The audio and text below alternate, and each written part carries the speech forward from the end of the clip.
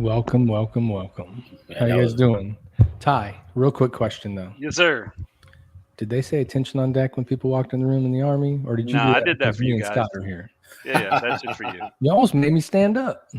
Well, It was pretty good. as well, Pretty maybe you good. should. Maybe you should. There you That go. was nice. Welcome That was everybody nice. to the very first #1 episode of the Triple Threat Vet Podcast. My name is Matt Johnson. You can see it in the corner. I'm a Navy guy. With me today, as always, we got Ty Cobb, the Army guy, and DJ Real T, Blake being Blake.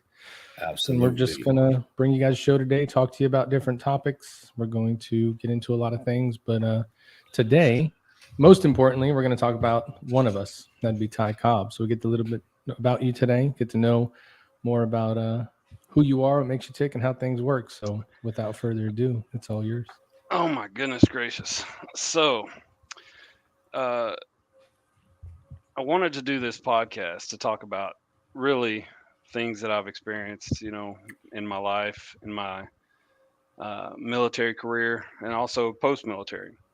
Those that know me probably know that I don't talk about myself that much, but I think it's about time to talk about myself a little bit. So I was born in Corbin, Kentucky. I know people are going to have questions about what I'm going to say next, but the original Kentucky Fried Chicken was there in my hometown of Corbin, Kentucky.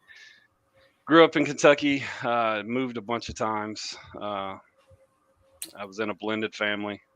Ended up moving probably 5 or 6 times during elementary school. Went to high school in Knott County, Kentucky, and then moved to Jacksonville, Florida. And then, so many memories at Fletcher Senior High School in Jacksonville. I met my wife there, high school sweetheart. Yeah, we're going to get into that. We're going to get into that. And then ultimately, went off to school after Fletcher. And then I knew I was going to join the Army. I just didn't know when it was going to be. So I had a lot of adventures in between, and ended up joining the Army in late 1998. And that's kind of where the fun began. But you had a question earlier. You were going to say something about Kentucky, about if I actually the roadkill thing or something. Yeah, I was just go ahead and ask it. Let's get the Kentucky questions out of the way. Is it What's up, all my Kentucky Kentucky people that are watching it? Chime in the comments. Let me know you're listening. Is it a staple in Kentucky to pick up roadkill as you're driving by and make sure that it doesn't get wasted? No more than anywhere else. I mean, if a deer gets caught, of course, maybe, but not as Yeah, practice. but were you trying to hit the deer, or were you waiting to see if it was there? No. Okay. No, I didn't mess with that too much.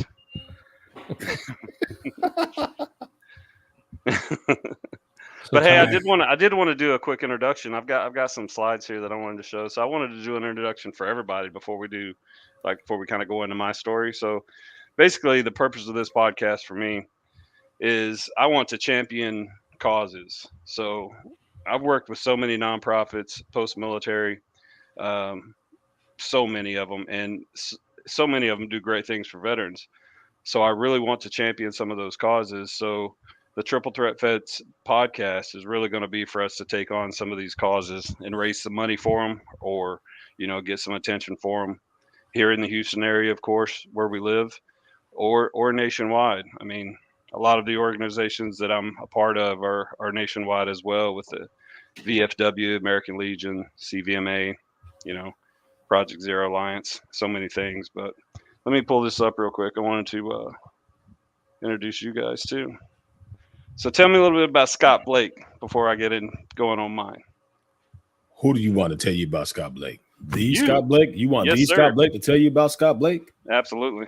All right. Well, hey, I am Scott Blake, a.k.a. Blake Scott Blake. However you want to say it. SBBS, that's what they call me. Scott Blake, Blake Scott. Either way it go.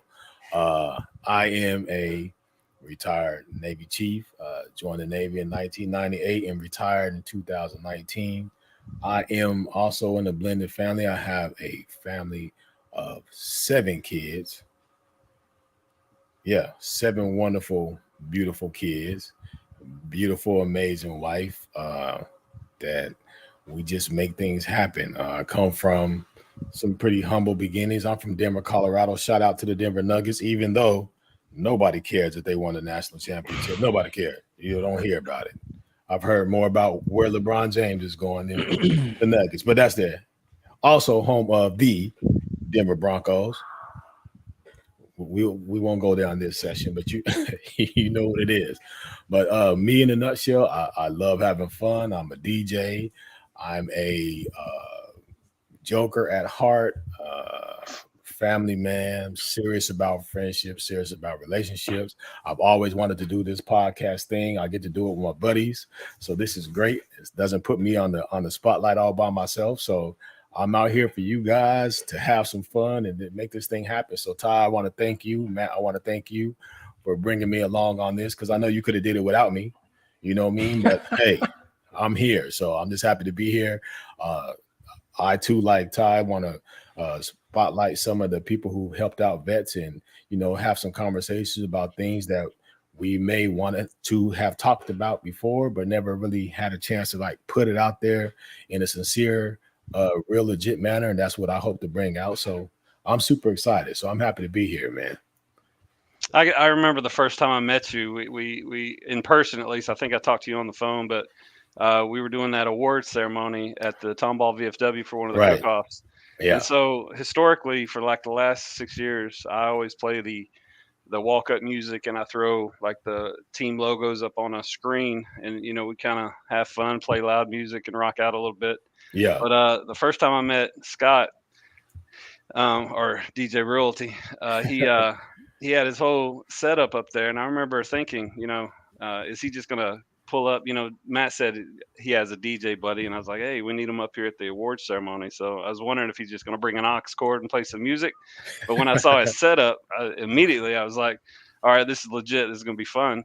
And without even we didn't even know each other, but as I was playing the beginning of a song, or I'd mess around, he would start scratching it. I knew from then that we had some very keen interests, and we were going to get along. And the fact that you and Matt were so tight, I knew that it was going to work out. So yeah, absolutely, I remember that for sure. All right, this next guy, Matt Johnson. Let's hear about you, Matt Johnson. Myth, the legend. None of that. Not the man, not the myth, but maybe a legend. Maybe one day. We'll see. So I'm Matt Johnson. I'm also a retired Navy chief. I was in from 96 to 2019. Scott beat me to the finish line by I think 6 weeks, but we're not counting any days. I also married, have 2 kids. I got an amazing wife that supports me in everything that I do. She pushes me to do things like this because she thinks that it's very healthy and helpful to talk and get awareness out there. I got a daughter who's about to finish a doctorate program. She's going to be a neuropsychologist. Yep. So she's going to fix all of us. Don't worry about that. Yeah. We need it.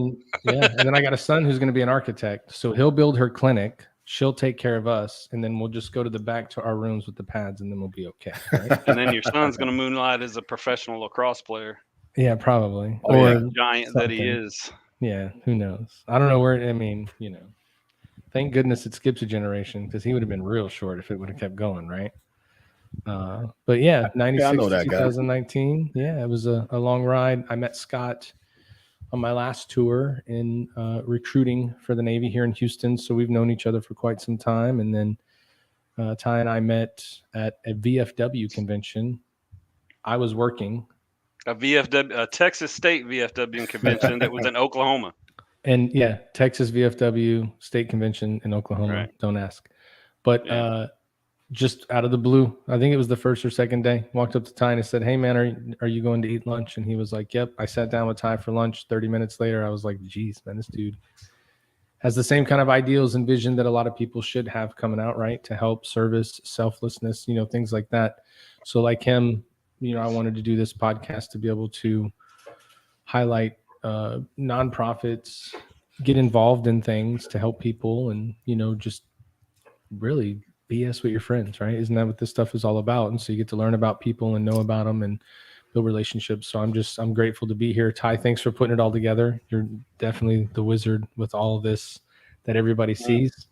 Definitely Ty. Yeah, everybody sees it, but I'm telling you, think about this. Just the way we put this together. We're like, okay, Scott came in, got the logo taken care of. You had the you told me like what systems that we probably should need for like making all the other graphics and whatnot. So I got one of those, and then we've all contributed. This is going to be so fun. Yeah, it's Yep. gonna be mean, fun. I know some of y'all may not know, but we literally put this together in 1, 2, or 3 days. We've been Right. thinking about it for months, but Yeah. like Scott's been out of country. Matt's got 14 and a half jobs. I'm Wow. busy all the time. Hey, And just in case just in case you guys don't know, I don't know if you guys can tell, but I'm the guy in the middle right there. That's me. I don't know if you can tell. yeah, I can tell the Out of the contrast is off. pictures, you know what I mean? Had a lot of Yeah. questions about which one am I, but I mean, I think that one I in the can middle. pick it out. If I was to make a guess, the one in the middle probably. The Oh, sexy that's one. funny. Man, look at this. Look at this dude right here. Look Mm. at that. Woo. Man, Oh man, it here should we be go. against the law to have somebody that good looking in the It's Navy. going to be one of these kind of days. I see. Okay, all right, Okay. here we go. That's the way the whole podcast is going to go, man. I'm telling you. Yeah. Absolutely. I am telling you. But that 30-minute lunch that we should have been taking and getting back to our booth that we were working. I think the lunch went it like ended an up hour and a taking like half. 3 hours. Yeah, well, Yeah. an hour and a half that time, and then probably another hour and a half later. And Yeah. after that, I think we knew we were going to be friends forever. So, but yeah, thank you very much. And then, Yeah. of And course, now there's it's me. your turn. My man. Martin Ty Cobb. I was a Sergeant First Class United States Army from 98 to 2017. Here's some pictures of me. I deployed a bunch of times. Been to Africa. I've been to Afghanistan 3 times. Iraq twice. Kosovo. I was actually in Kosovo in 9/11. So there's a lot of deployments, a lot of experiences, a lot of things to talk about. And I'm sure throughout the life of this podcast, we're going to talk about a lot of that. But I'm just going to give you a brief overview because, like I said, I've not really talked about myself that much, even to my kids. I mean, when you deploy 6 times, uh, your kids don't get to see you nearly as much. So a lot of the things that I do now are literally so that the kids will have, stories. And then I can also remind all the people that I served with how much, they meant. Like I remember senior NCOs when I first joined the military telling me something specific about, radios or vehicles or electricity or whatever it was.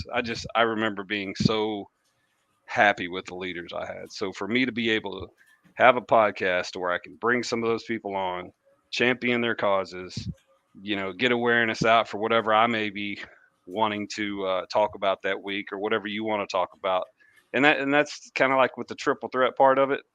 With the 3 of us, with all we got our hands dipped into, man, this is I know we're gonna have fun. Oh yeah. I know we're gonna bring awareness. So kind of how I envision me telling my story, since I don't talk about myself much, is one of my favorite movies is The Princess Bride. So there's a part where the grandpa is kind of, opening a book and he's going to read the story, uh, which turns out to be The Princess Bride. So basically, what I want to do is I want to tell you a little bit of the story, and then hopefully my kids will be able to see this, all my friends, and then some of the people will know that served with me how much it did mean to me for all those units that I was with. So my career started, like I said, in Jacksonville, Florida. I joined in 1998. Went to the MEPS floor, dipped in for the whatever you call it. You guys were recruiters. The DEP The program, delayed entry program. delayed entry Yeah. program. Yeah, sorry. So I went to basic at Fort Jackson, AIT at Fort Gordon. Then I had some training to do after that, and then I was actually Army Reserves in Jacksonville, Florida. And the reason I went Army Reserves is because I wasn't for sure if the Army career was going to be right for me, because at that point I had not committed to anything really for that long in my life ever. So I was a little worried. So I hedged a bet and joined the reserves. But probably after 10 minutes of basic training, I realized that this is going to be what I do for the rest of my life, or at least as long as I could serve. And so I went active duty, and lo and behold, I remember my son was about to be born. I may be getting confused on that because it was a long time ago. But my son was about to be bored, so I got orders to go to Fort Campbell, and never been in the active duty Army, of course, before, and there I was at Fort Campbell, all the heraldry, all the history of the 101st Airborne Division, Rendezvous with Destiny. I was extremely overwhelmed. I was assigned to the 551st MP Company, military police company, and we actually deployed to Kosovo. Uh, so many memories of going to Kosovo, and of course during Kosovo 9/11 happened. So when 9/11 happened, that of course changed everybody that was in the military's career path at that point from then forward, because we knew we were going to come home, get ready to deploy again, and probably be deploying for a while, and that's pretty much how it happened. So I was with the 716th from 1999 until 2009. So in between that, I deployed with them 6 times with the 551st, 561st, HHD a couple times, 101st MP Company Division Support. That was in Iraq in 03. So lots of deployments. Later on, I want to tell you a funny story real quick.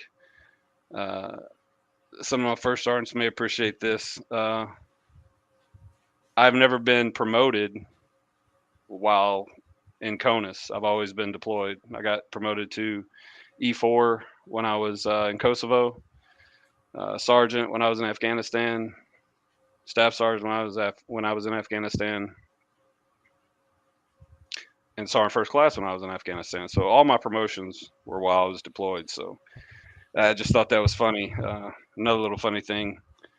I'm probably the only staff sergeant or sergeant first class in the Army that was selected for sergeant first class and got a sequence number without actually having been to the warrior leader course. The reason I had never been is because I was deployed so much. So there was this Sergeant Major Marty that kept showing up in my files whenever promotions would come up, and he would sign a waiver for me. So he was at HRC up in Fort Knox. Never met the person, but I probably owe a lot of my promotions in my career to him. Never met him. He was just a, HRC person, G1 or something.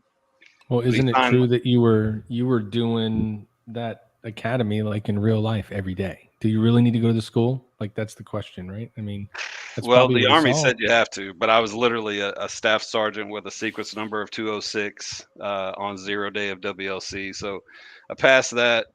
7 days later, my unit 716 sends me to ALC, Advanced Leader Course. So past that, of course, I'm very competitive with anything I do. So I wanted to prove specifically to one of my heroes in the military, Sergeant Major Woodring, that I was worth all the faith they put into me to allow me to get promoted without actually having these schools. So I did get like distinguished honor graduate on a couple of them. I think I always got like commandant's list or something. But yeah, I wanted to touch that. I have that as a note that it's the weirdest thing how I got promoted. All deployments and never having WLC is crazy. So, do you have any stories like that, or is it hard as hell to get promoted in the Navy? I mean, it's hard, right? Well, I mean, it's as hard as you make it. Let's put it that way. Right. Like in the Navy for 4, 5, 6, you got to take a test, right? So you have to get the right multiple, and then in the Navy, it really depends on, what is your job. So if your job has too many people in it, it's going to be harder to promote. If it doesn't have a lot of people in it, then it's going to be easier. The real challenge for promotion comes when you get to the 7 level, and you have to start sending your package to a board, much like I think you guys do for every promotion, Ty. Like a lot of those promotions are done by boards, and then you're selected for promotion. Well, in the Navy, up to 6, you kind of control your own destiny, right? Because you got to take those tests, and it's amazing. People do worse on their job on the test than they do like the Navy requirements. You're like, don't you do this every day? They're like, well, I didn't know that I had to study the book. I'm like, what? Yeah. What do you mean you know how to study the book? It's a stressful test. Yeah. Everybody gets nervous when it's test time. For sure. I remember when I made second class, E5 in the Navy. I was at MEPS, and I was standing in there, and the enlisted programs officer, the guy that kind of runs production for recruiting, came into MEPS when I was there, and then they started talking, and the way they started the speech, I was like, oh man, people are getting promoted today. So everybody's like, how do you know? I'm like, listen to this dude. He just walked in front of everybody, and he said, where's this person, right?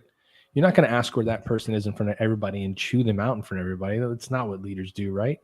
So then they start talking, and then he looks at me, he's like, and you. And then he told me I got promoted. So I was like, oh my God, I got promoted. But when I went and looked, so Scott, you understand this, and all these Navy guys, well, I was the multiple. If you got one less wrong than me, you were out. Right. If you got one more right than me, you were Yeah. in. Like I was dead on the line. And so I was like, oh my goodness, it's fate, right? But it's yeah, you control your own destiny to 6, 7, and 8, pretty intense. 9's pretty intense. But it also depends on your job. Like what do you do and what it takes to get promoted, you know? Well, I mean, I remember hearing since with the electronic warfare, like with Fort Huachuca and then Fort Sill, and then all the deployments we had, we mostly have like EWOs that like the head EWO would be a Navy guy. We had Air Force people, we had very few Army EWOs, most of them were Navy.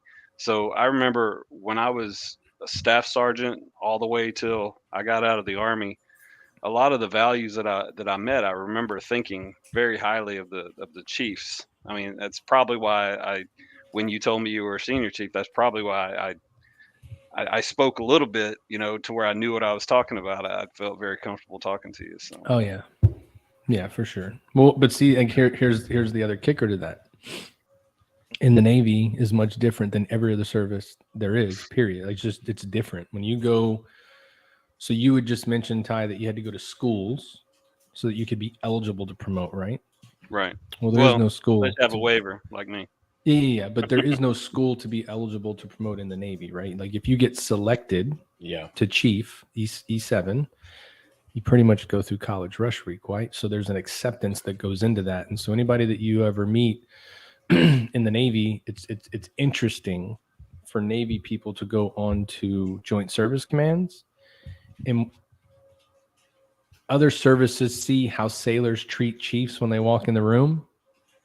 Everybody's like what's so special about that guy, you know? And so it's like explaining. I don't know. It's like explaining the secret that you can't tell, right? It's just how you carry yourself. It's what you do. You got to go through that 6 or 8 weeks of that, you know, that since, you know, forever, the Navy's been doing it. I mean, I was in class 112. I don't know. What class were you in, Scott? Don't give me the line. I made it in 2006. Yeah, I made it in 2012.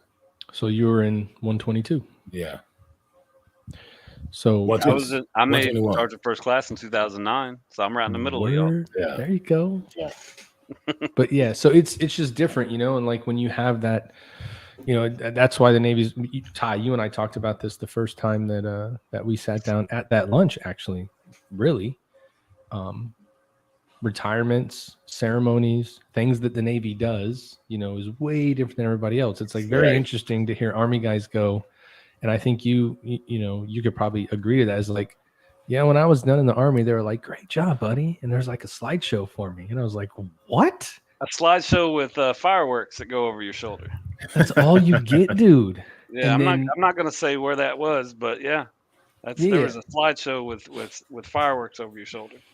And so that's why I told you that day that we met, if you ever get an opportunity to go to a Navy retirement, doesn't matter if it's for an E6 to an E9 to an officer. If you ever get an opportunity to go to retirement, you should go, because that it's time honored for us. I mean, that's still done.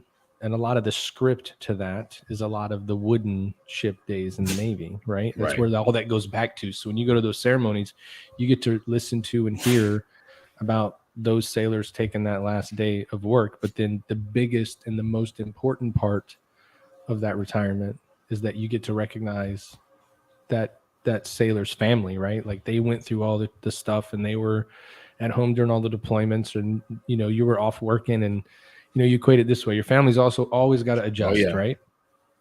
I'm just going to a new place and meeting new friends because I'm gonna do the same job that I've always done. So the adjustment for us isn't as much as them. So they go through a lot, and so there's a lot of, I remember my retirement presentation. I had flags flown from ships. That's a big thing in the Navy. We'll fly flags on ships, and so I had flags flown on the USS New Orleans and the USS Louisiana from the Superdome, like places that were in Louisiana. And I actually had my son's flag flown on the USS Cole, which is a huge, major ship in naval history. And so those come back and I put, things on their stuff. And so you're giving this to these people in your retirement. So it's really a celebration of what they've gone through to get there with you. And then you going, I'm done. But it doesn't prepare you for when you're done. Because when you're done, it's way different. But, here's what I remember. 6 weeks before I was done, I had the pleasure to be a part of Scott's retirement. And what I remember from that retirement, is that's around the time that you and Renee, like you were together and it was getting to that point where you guys were like, this is going to go for a long time, and you could, and I'll tell you, I could see that day. It's like she was never not there. You know what I mean? Does that make sense? Like it was always there. And it was just a cool thing to see. And I also remember Scott going, I'm not going to do one. We were like, you idiot, really? You're not, we pretty much told Scott you're doing one. Yeah. You don't have a choice, right? I remember during my career, all things Army to me are amazing. They're very close to my heart, and it's automatically just better than anything y'all are going to say. But the things that always intrigued me about like the Navy were the chief's mess when I heard about it, just the test taking, and my brother-in-law was a nuclear guy, so I mean like the job that you do seems to translate very well to the outside, whereas a lot of the things that I was associated with, at least my MOSs, it's very hard to do something here. They always want you to go be a contractor and be an EWO in Dubai, or be in Kuwait or something like that. Or I don't know. I heard Dubai is pretty nice. Yeah, I mean, of course, but I deployed so much I wanted to be home. It is indeed. Scott was just hanging out in Dubai last week. Yeah, yesterday. I was there yesterday. Well, not necessarily yesterday because the flight was 16 hours, but yeah, pretty much. So I mean, just let's give some context here. Where was it hotter? Here in Houston, here at home, or in Dubai? Listen. Now I know it's probably Dubai, but it's probably much closer than other people would think it would be between Dubai and Houston. It's close, but it's hotter there. It's dry. It's dry though, right? Yeah, like literally, man. The camels were like laying down, like, bro, hurry up, let's get these pictures done. Y'all get the hell out of here. It's hot. When you see a camel, like, I need the shade. It's hot. Yeah, like it was that kind of hot. Like you go outside at 11 o'clock, you're like, well, what are we doing? There's no sun, but what are we doing right now? But yeah, but it was beautiful. It's beautiful, but it was hot. Absolutely. I got to see some pictures pretty soon. Oh yeah, you have to show me some. Sure. Let me finish this up because I got something I want to ask y'all. I know we're a military broadcast, but I got to ask some of these questions here in just a second. So let me finish here real quick with my stuff. So Fort Campbell left in 2009. Then I went to White Sands Missile Range after all these deployments, and I actually figured I was going to get a break because I'd be at White Sands Missile Range. So I figured I'd be teaching some radio classes or doing some spectrum management or frequency allocations or something for White Sands Missile Range at the test facility. Lo and behold, I go to the only active duty unit there, battalion, and sure enough, like soon after I got there, they get orders to deploy. So we deploy again to Afghanistan. So that's the last deployment of my career. And I still got to talk about my kids, man. My brain is just going a million miles an hour. It's a lot, man. Yeah. So after White Sands, I get to JRTC in Fort Polk, or Fort Johnson now. So by this time, I was coming up on, I think, 14, 15 years in, and I just assumed that I would be there for the rest of my career. Back issues started messing with me. I actually started to get orders to go back to Fort Campbell. I knew that there was no way that I was going to be able to deploy again. So I was talking, can I stay on rear D? First time I'd ever asked that. And anybody that knows me will know that that was the hardest question that I ever asked is, could I stay on rear D? but I did. I asked. It wasn't going to happen, so I ended up having to get out. So the Army was great to me. VA's been great to me. So that's pretty much my Army career. There's so many more things I want to talk about with my kids and how that interacts, but I think just as an introduction, you know, that's good enough. But I do want to say, I'd be remiss if I don't say this. So I want to say thanks to my wonderful wife Sarah for supporting me, as erratic as I may be sometimes, or Absolutely. as interested in about Shouts out to 50 Sarah. million other things. Yeah, I'm interested in so many things, and just like I did when I was in the Army, I was constantly volunteering for deployments. Constantly, I wanted to go to a unit and do training. I wanted every school that there was, and got most schools that I wanted, other than, you know, a couple of my buddies got like Pathfinder school with the MPs. I always wanted that school, never got that. But I was just utterly grateful. So thank you, Sarah, for supporting me for the 6 years since I've been out. It's been amazing for you allowing me to just be involved in every freaking nonprofit organization across Harris County, Houston, Texas. It's so thank you very much. Thank you to my 6 kids, Kenzie, Tylee, Kaysen, Trinity, Cadence, and Tatum. See, there's a lot of them. It's hard for me to say. So that's why earlier when you said I got 7, I didn't even flinch, man, because I got 6. Yeah, absolutely. That's not a big number to me, man. So Yeah, but anyway, It's a normal number. right. that's me. Basically, you know, that's part of that's an overview of my military service. We will hear from, you know, Matt Johnson the next podcast, and then after that we'll hear from Scott Blake. But now, if I may, I didn't ask Matt if I was going to do this. I know Scott will be good, but I know we're military, but I got to ask this question. Here it All comes. right. I No, know. not a I'm big nervous. deal. Okay, Not, all right. You should be nervous. All right. I I feel like I'm want to about to go know to church. best all-time NBA starting 5 by position. I know this is. I thought you would scoff at this question. I'm out. So how about this, Scott? What do you think? And then we'll take it to tie because Ooh. I could probably All right. name 5 NBA players. No. Well, all right. So We'll help you along. before I do that, shouts out to Ty, man. You know what I mean? Come on, man. You got to give him some. But hey, you know, I know how hard that was for you to throw it all out there, man. Yeah. Get it. Yeah. I'm proud of you, man. I appreciate it. I proud of you, thought I man. was going to be. People that know me know that I get nervous sweats. I didn't sweat at Yeah. all. Yeah. And the funny thing is, I do podcasts all the time, and with my job, I'm constantly on camera with you know, doing webinars, educational webinars, and whatnot. So, but talking about myself, it makes me nervous as hell. So, I did that, appreciate it. Y'all You got me looked through very it. You comfortable. stepped up to the plate, man, and you knocked it out of there, man. I'm proud of you. Yeah. man. Appreciate You look it. very Shouts out to comfortable my man, talking Ty. about yourself, Yeah, Ty. That means yeah. that you're proud of what you've done, and you should be proud of it because I am. it's, I'm proud. Definitely proud. not Shouts many out. people would have done what you did, right? Yeah. Let's just start there. Yeah. And You two did. Shouts out to So Sarah 100% too. of this room did. Yeah, absolutely. but Shouts out to Sarah because I heard she put it on you and you never look back, man. That's just what I heard. It's the truth. Shouts out to Sarah for putting that I'll have thing to on find top. I've got a picture around here somewhere of us at my junior prom. I'll find it for next podcast. I've seen that Yeah. one.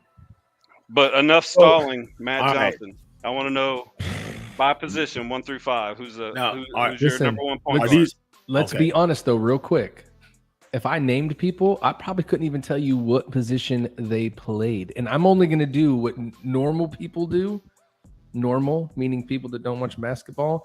I'm probably going to give you a whole bunch of names. You'd be like, they all play the same position. And how come everybody knows who they are? Because sorry, I'm out. Basketball's not my game at Okay. all. Well, just name the 5 that you know, Matt. Of course, I know Michael Jordan, Charles Barkley, Patrick Ewing, Hakeem Olajuwon, and Clyde Drexler. How about that? That's not a bad Okay. team. That's not a bad team. Yeah. not Probably, bad. you're probably missing a 2, but I guess Clyde could go to 2. I don't even know what a 2 is. That's a number. 2 guards, shooting Two guard. guard, yeah.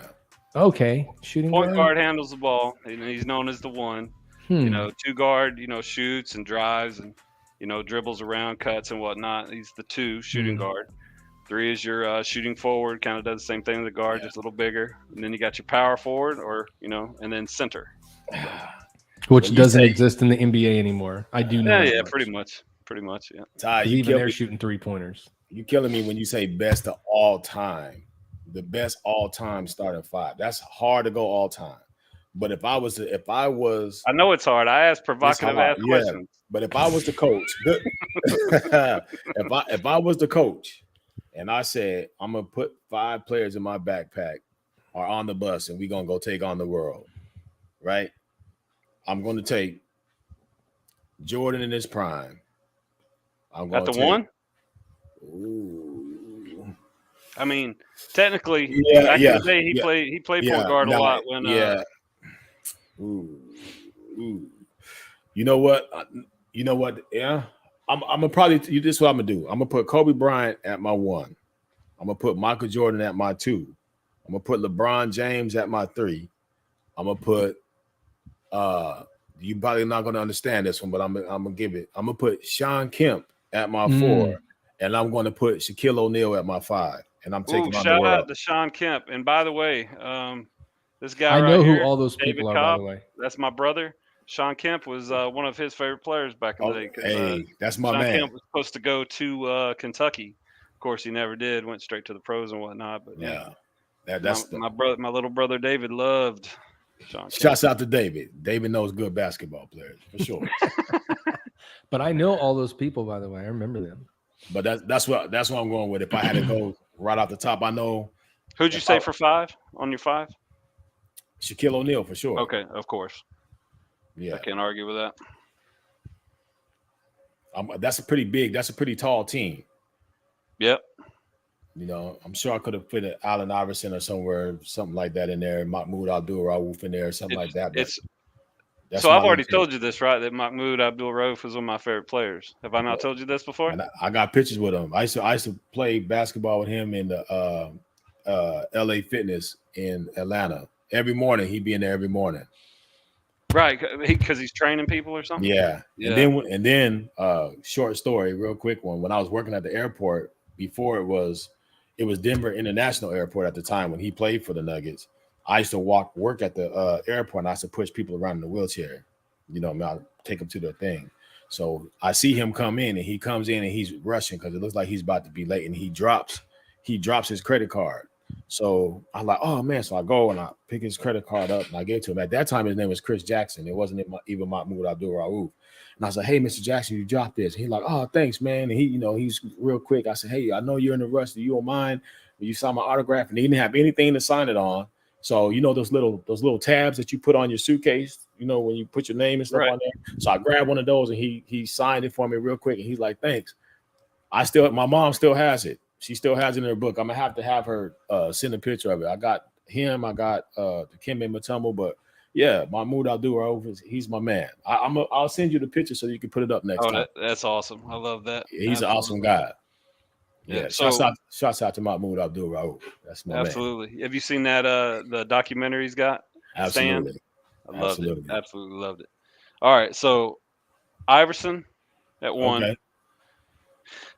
Kobe or Jordan at 2, and then Kobe or Jordan at 3, whichever. You gotta make a choice, Ty. You gotta make a choice. You can't. Iverson, Kobe, Jordan. Iverson, Kobe, Jordan. Okay. Yeah. So you put Jordan at 3? Yeah. Ooh, okay. Yep. And then my 4 has got to be Barkley. And then my 5 is, mine's Shaq too. So. Okay. All right. You got to. We're a bunch of guys. We got to start off with who's your all-time NBA starting 5. There you go. It was a really fun exercise. I'm just glad I knew 5 NBA players' names. All right, Matt. This one's for you too. Oh goodness. Yep. Don't know that one either. No, I'm just joking. We'll do that one another time. Y'all would have been really mad if I'd have answered that question. So Ty, I got a question for you. Yes, sir. In regards to since you're spotlighting you today. Okay. I'll get back to acting right. Yeah, tell me this. Because I like to get to it. This is what the Chief does. Were you ever afraid that you weren't gonna make it home in any of the places? Was there ever a time where in your military service, and you're out there and things are, how things were when we served? Was there ever a time where you questioned where you gonna make it home, or did you always know that you were gonna make it back? No. And when I went to Kosovo, I remember not being extremely worried because at that point, there was not a war going on, and when we went there, it was supposed to be a policing action. So we were more just training police, doing presence patrols and things like that. So I wasn't still worried. The only thing that happened is we had a rollover event happen with that 551 MP company. So one of my friends had passed away. One of the people from my company passed away in a rollover. And at that point, I remember I was in the talk. We received the 9-line medevac, and then I realized that this is serious. Lives can end really quickly if you don't pay attention. So at that point, all of the people that served with me can probably tell you I have a bit of OCD and a little bit of anger sometimes. So from that point on, I started taking things very seriously, and I remember always wanting to be around. I would do like battlefield circulation within the company just so I could learn what everybody was doing, so that I could, I was a commo guy, I was a signal guy at the time. So I wanted to learn what the MPs were doing so that I could move tactically. And so I would seek out their training calendar so I could go sneak in on their training events when they're doing any type of air assault training. So yeah, there was lots of times where I was worried. So yeah, Kosovo, I wasn't worried for myself, but I realized that this is a serious ass business that I needed to get serious about it. During OIF1, we had 3 people in my unit in our battalion get killed, and that changed, that changed a lot of what was going on, and a lot of incoming indirect fire when I got to the Mosul airfield. Lots of times with 100 vehicle convoys, and at this point, IEDs weren't a huge thing, but the other army was there trying to fix you at that point. So yeah, lots of times throughout the 7 deployments, with actual things that would happen tactically. I felt a lot of times, but some of the weirder times, because no one got hurt, is in Salerno in 05. I actually had an improvised artillery piece. Rocket came in. There was like a three round indirect volley fire. 2 of them went over the tent and hit over in the Connex yard, like the class 4 yard, damaged some stuff. No one got hurt. And then one of them went straight through my tent, but it didn't blow up. So it made like a perfect little hole in the tent, and came in, destroyed my TV, my PlayStation. Or I make a joke about it now. It destroyed my PlayStation. It made me mad, but you got a free skylight, right?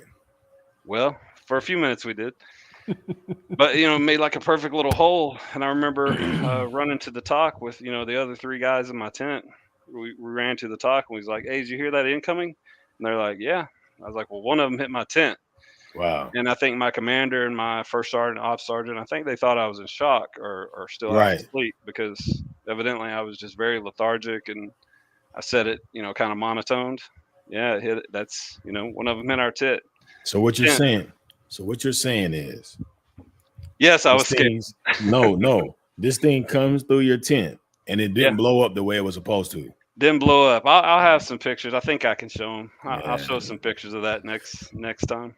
Yeah, thank God for that, Dud. Yeah.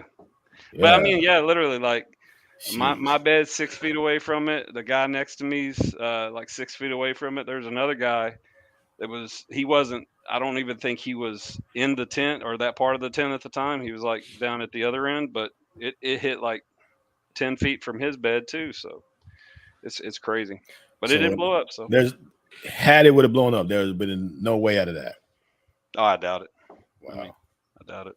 Yeah, man. But we try not to think about that. The funny thing about all that is, years later, when I get to 115th Cash, I became friends with this guy named Johnson, And his wife was actually on Salerno when that happened. She was one of the she's a medical person, nurse anesthetist, the Mm, anesthesiology, but nurse anesthetist. I don't know how to say it. mhm. Anyway, she was one of them, and she was actually there when it happened. So I met Wow. her all those years later, and like she's like, "You're the guy whose tent that hit," and I'm like, "Yep, that was me." Wow. But so yeah, I heard funny stories stories like about you. that. Wow. Yeah, just ground movements where 50 caliber weapons get messed up on Jinkle trucks. I don't know, just funny stuff like that. I try not to Yeah. You're talk so about cool. the actual You're so firefights cool, stuff you're man. talking about where you've. I don't Ty know is so about that. cool with it. He's like, yeah, man, Rock came in through the tent, right through there, hit my PlayStation, almost hit my TV. No big deal. Went up Somebody there, gonna told- replace that? Hey, see that? I got a Yeah. warranty on it. Well, I'm that's the just funny saying. part is like we don't have CBs, of course. I know you were a CB, Matt, but I'm telling you, like after EOD came and they dug that thing out, within like 15-20 minutes, somebody had called somebody. The mayor's office came by and they had our tent looking back perfect. They replaced the tent portions that were messed up, the floor that had gotten all like had cylindrical holes in it and Mhm. everything. It was pretty cool. But yeah, they fixed it real quick. Wow. So like little CBs all around. Heck yeah. But yeah, I mean, I'm really looking forward to this. It's gonna be fun. Like getting to know everybody, people, Yeah. our families, hearing our stories, Absolutely. hearing some of the stories because I haven't told. As long as I've known Matt, I haven't told him many stories because I just don't talk about myself. So Yeah. Yeah, but we're always doing something that doesn't require a story, right? I think every time that we're around each other for a good portion of time, it's always been nonprofit, volunteering, VFW related, work related. So it was always like, let's go do this stuff. But we would always, though, this is one thing. Ty won't talk about himself, but I'll talk about you though. he's got a ton, but he's got a ton of ideas, right? Oh yeah. And all Yeah. that stuff spins off. It's And you're spinning like, in oh, there. well, that's a good idea. We're going to do that. Oh, yep, Yeah. we're going to go do that too. Oh, you know what? That's a really good one. We're going to do that one right now. And right. So I like the rapport we have going that yeah, in that little creativity. chat we have, we'll just spit something out and before you know it, somebody else spitting out the other part of it and it's a finished product. So Oh yeah. Well, yeah, it's my job. It's my job to get those things out that need to be talked about that you may not have talked about before. That's my job. I mean, that's just you that's ask just the what I do, hard-hitting man. questions. Yeah, you but know- here's the thing. He might ask hard-hitting questions, but I have vivid memories of Scott talking to people for what would it be, maybe 5-10 minutes, Yeah. and then they're ready to run through a brick wall. Oh yeah. Yeah. But the thing is, military mindset kind of stuff, people get their point across by being pretty loud. Yeah. Scott Blake comes back after like 5-10 minutes. He's like, we're good to go. I'm like, what? How? He's like, he's ready. And He's ready sure to enough, go. ready. Went right through it. Yeah. I was like, how the what? And Yeah. you just see him over the going, this is Scott, just, with his hands. No yelling, no screaming, and people just go through it like it's that infectious personality. But he Yeah. always does that, Ty. He'll be like, by the way, quick question. What about this? And you're like, Right. oh, you asshole. Yeah. Man, Can't that believe- first meeting we had where he started telling the one story. I mean, I remember at first he started telling the story and I started listening.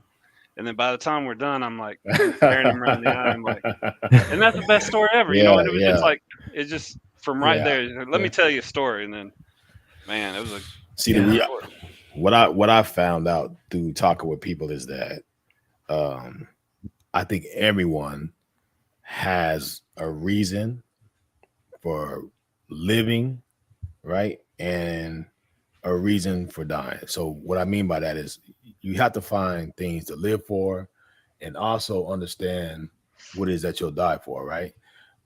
But because those things are so here and here, we just kind of stay in the comfort zone in the middle of it, right? But the reality of it is that a lot of times we've been faced with those things and didn't even know it. But sometimes when you pull it out, then people kind of understand. Because I think once you understand that, once you understand what it is that you're living for and what it is that you're willing to die for, then I think that you find yourselves, you know what I mean? You kind of find yourself inside of that. And it doesn't take, sometimes it doesn't even take hostile situation or things, but you know, when some things are taken away from you and it hurts a little bit different than other things, right? And it evolves and changes. Right. All those things that you want to live and die for evolve and They change throughout your experience. throughout your time. So yeah, it's just good to find those things out. But I'm a real personable person. I like to you know, find out who I'm dealing with. And it's cool because with you guys, like I know me and Matt, we have the luxury of working together again, right? Yeah. But when we have one-on-one conversation, we have some pretty deep conversation. I understand who he is. I know who he is. You know, I ask you questions because, you know, the guy who doesn't like to talk about himself a lot and kind of just loves everybody around him, he has so much stuff to give. So sometimes you got to kind of pull it out of him, because I know just the first time that we all got on this set and we were just talking and your son came in and he just came in just to give you a hug. That kind of stuff, man, I'll tell you, I love it, man. I can just see how much your kids love you. You know, it's an everyday thing. Yeah, that's how it is. It wasn't like it was just here he comes, and it was, so you just know that's who you are. Yep. So, and I think that, you know, people see you always as a service, right? Because you do so many things to give back, and you want to put the spotlight on everybody else. But really, man, you've been shining since I've known you, man. That's why this thing just works so easy. I'm telling you, I mean, same thing with you. Like when your daughter the other day she was showing off that jacket. Yeah. I mean, just like just talking to us and then showing the jacket, and then your whole family is beautiful. Alexis, I can't wait to get to know them more. Oh yeah, absolutely. Hey, matter of fact, while I'm here, shouts out to my man Donovan.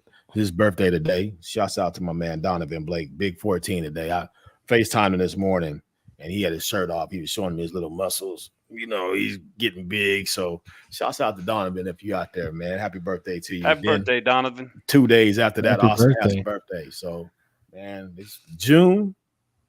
That's birthday time. You take that June back. might be Father's Day, but it's Scott Blake's you take birthday. June back 9 months. That's September, right? It's birthday. So on my birthday, things happen. 9 months later, things happen. Hey, and on that note, let me go over here and holler at the comments for a second. So hey, Shiza Manelli on YouTube, thanks for checking in. I know who that is. That's Sean Uhouse, Army guy, Forward Observer. Thanks very much for supporting. Yes, sir. This is my wife. Hey, thank you. There she is. Whoop, whoop. Wonder Woman. She is my Wonder Woman, that's for sure. Sarah's in the house. Josh Hill from Sure Sharp Barbecue. So most of y'all know I do. I kind of engineer the So Smoking Gooder show with what do you the mean, kinda? host. I do with the host Robert Rocha, and Sure Sharp Barbecue was on there. He's always on that show. His name's Josh Hill. He's an Army guy, Army sniper. Okay. So shout out to Josh Hill. Shouts out Josh. Yeah, shout out to my little brother David Cobb. What's up? Another Sean Uhouse, my wife, and then I love you too. And Tommy Bell Clark checking in, thank you.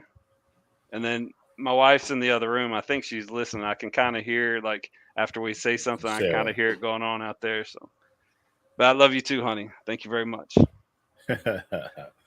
Yeah, but I mean, this is kind of what it is, though, right? Like we are literally gonna talk about us for the first couple of weeks, and then after that, we're get into the meat and potatoes. Yeah, we got some causes already that each of us have shared with each other that we really want to get behind. Some people we want to talk to and get their piece of the story.